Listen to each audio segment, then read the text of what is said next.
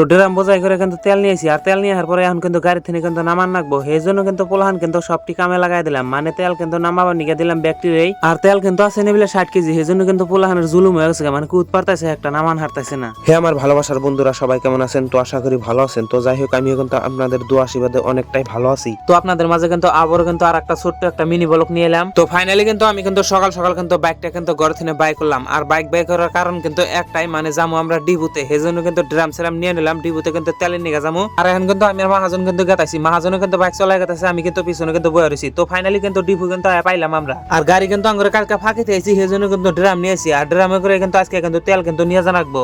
আর ড্রামে করে তেল নিলে কিন্তু কষ্ট হয়ে যায়, তো কি করা যাবো? আর ওবাই না নাকবো, উপায় নাই, যেহেতু গাড়ি ফাঁকাইতেছি। সেই জন্য কিন্তু তেল এখন ওবা করে না নাকবো কষ্ট করেই। আর এনে বিলে দেখেন এই যে সাইকেল কিন্তু বাঁধছে, মানে 2 ড্রাম একদম লোড করে কিন্তু পুরা বাঁধছে। আর তেলের দাম কিন্তু এখন কিন্তু বাড়ছে, সেই জন্য কিন্তু বেশি বেশি করে নিয়ে গেতাইছে। তো আমি কিন্তু এখন কিন্তু মহাজনের ট্রাক্টরটা বাই করে নিয়ে ভরিয়া করে তেলটা উড়ে নিয়ে আমি কিন্তু গেতাইছি গাড়ির বুগলে। আর এই যে আমি কিন্তু এই যে জেনেবেলা কালকে গাড়ি থেকে গেছি, ওনেবেলা কিন্তু আয়া পাইলাম, মানে যে জায়গায় কাম করবো হেনেবেলা কিন্তু আইলাম। আর আমার গাড়ি কিন্তু কালকে কিন্তু হাওয়া নিছিল, সেই জন্য কিন্তু এনেই থেকে গেছি। আর আমি আজকে আয়না দেখি যে আমার গাড়িটার উপরে পোলাহানে কিন্তু একদম পুরো একদম অত্যাচার লাগাই দিছে। যেহেতু কালকে হাওয়া নিছিল, সেই জন্য কিন্তু আমি তেলের লাইন খুলতেছি। আর তেলের লাইন খোলার কারণ হলো একটাই, মানে হাওয়া নিছিল, সেই জন্য কিন্তু তেলের লাইনটা খুলে ভরিয়া করে পাইপটা কিন্তু সাবা করে দেওয়া লাগবো।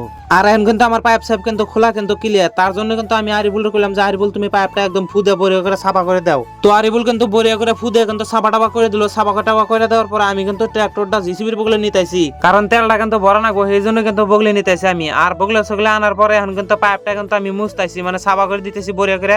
তো পাইপটা কিন্তু সাবা টাবা করার পরে কিন্তু আমি কিন্তু ড্রামের মোহাটা কিন্তু খুলতেছি, মানে পুরা টাইট করে কিন্তু লাগাইছি, সেই জন্য কিন্তু খুলতে কষ্ট হইলো। আর আমি কিন্তু এখন খুইলা টুইলা কিন্তু ড্রামের থেকে তেল কিন্তু বাই করে মানে পাইপটা ভিতর দিলাম ট্যাঙ্কির। তো এখন কিন্তু তেলের মতো তেল গেতাছে ট্যাঙ্কিতে। আর আমি খালি কইছি পোলাহান যে জিসিবিতে উড়ামু, দেখেন মানে ড্রাম দূরে না লোকের মানে অভাব নাই। আর পোলাহান জুল ফরমা জুল না শুনে তাহলে খালি কোন যে গাড়িতে উড়ামু, তারপরে দেখবেন পোলাহানের খেলা। পোলাহান কিন্তু একটাও বাইতে থাকবো না হেসম। তো আমার কিন্তু তেল সাল ভরান কিন্তু এখন কিন্তু ক্লিয়ার। আমি ড্রামটা নিয়ে এখন বড়িয়া করে গাড়ির মধ্যে রাখা দিলাম। তো গাড়ির মধ্যে রাখার পরে আমি কিন্তু এখন কিন্তু স্টার্ট করলাম গাড়ি। স্টার্ট করার পরে তাও কিন্তু কাম হইলো না, মানে হাওয়া নিছিল, সেই জন্য কিন্তু ফেরা কিন্তু ফিট পাম্প মারা লাগবো। তো আমি কিন্তু এখন দেরি না করে কিন্তু দোপে কিন্তু নামলাম, নামে হেরা কিন্তু ফিট পাম্পটা কিন্তু মারা কিন্তু আরম্ভ করলাম, কারণ ফিট পাম্পটা কিন্তু মাইরা হেরা একদম পুরা কিন্তু হক্ত বানা লাগবো। তারপর শেষে গাড়ি কিন্তু স্টার্ট নিব।